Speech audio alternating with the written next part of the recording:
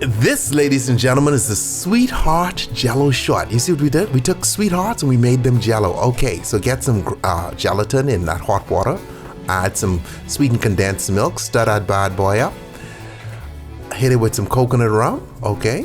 All right, so coconut rum is our base here. Stir, stir, stir, stir, stir. She splits it up, okay? Why? It's because we're going to color some of these, okay? So we put a little bit of yellow into one, stir it up, get a nice yellow, get a nice pink, get a nice blue, okay?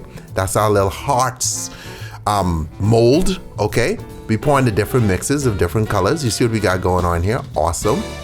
Put that in the fridge to harden, and then we break them out. And then you come behind and you paint little words on it, okay? See that? Be mine, you know? Look, check it out. Miss you, all right? Cool little, you know, little things from the heart, okay? People don't say loving things like this anymore. All right, listen, so for all your Valentine's Day treats, come to tipsybartender.com. Ooh, love it.